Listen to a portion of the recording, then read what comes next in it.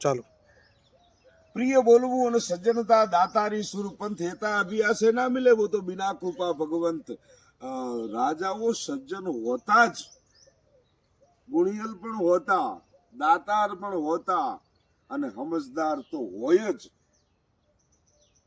એક ચારણ એમાં ભગવાન શામળિયા ઠાકર મુછાળા ઠાકરના દર્શન કરવા માટે જવાની ઈચ્છા ધરાવે અને વાવના પાદરમાં જાય અને વાવના તળાવમાં વિચાર કરે કે વાવ રાણાને મળતો જાઉં, વાવ રાણાના દર્શન કરતો જાઉં। અને ઘોડાને ખરેરો કરે, ઘોડાને નવડાવે અને ત્યાંથી એક માણસ નીકળ્યો કે ભાઈ ઉભા રહ્યો।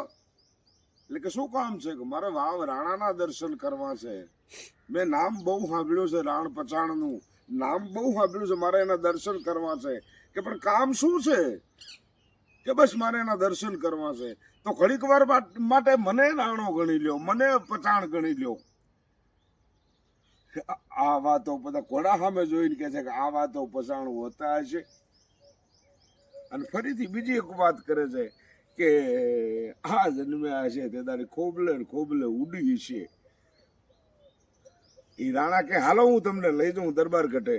અને ઘોડાને પકડ્યો અને રાણા ચારણ ને લઈ અને દરબાર ગઢમાં ગયા। ચારણ દરબાર ગઢમાં બેઠા, ઘડીક વાર થઈ અને રાણા સાહેબ તૈયાર થઈને માથે પાઘડી બાંધી અને દરબાર ગઢમાં જયારે આવીને સિંહાસન ઉપર બેઠા ત્યારે ચારણના છક્કા છૂટી ગયા। હા હા હા હા, મેં ભૂલ કરી જાતા જાસુક જાનમાં અને ઝુકાઈ ચડી, ઓઢા વાળે આખલે આજ કર્યા વાળી કરી।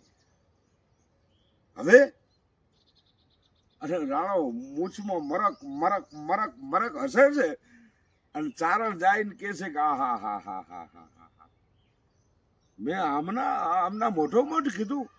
અને પછી જઈ અને જયારે વખાણ કરવાની જયારે સામે જઈ અને બોલવાની વાત થઈ ને ત્યારે ચારણ એમ કે છે કે ધીમે ધરણે ધર વસે અને વાવે વેગળ રાણ, તીરથ જઈને શું કરું મને ભેટ્યા રાણ પચાણ, મને અહીંયા જ ભેટ્યા હતા। કવિરાજ પધારો પધારો પધારો।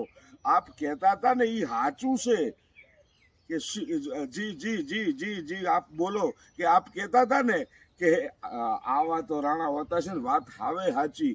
દરેક માણસ રાણા ન થઈ શકે, વાવ રાણા દરેક માણસ ન થઈ શકે।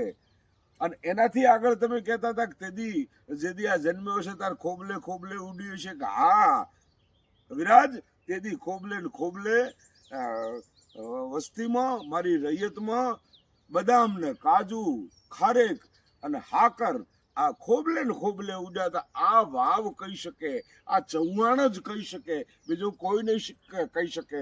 કારણ કે એ રાજા હતો, સજ્જન હતો। અને રાણ પચાણની તો ઘણી બધી વાતો છે, પણ સાગર લઈને થોડી મુદા ઘટમાં ઘણે રહ્યું, હીકડી તળે ને પૂગ્યું ત્યાં તો બયું ઉપડ્યું। વાત દોહાની અંદર હોય અને દોહાની માંથી વાત કાઢે ઈ સાહિત્યકાર।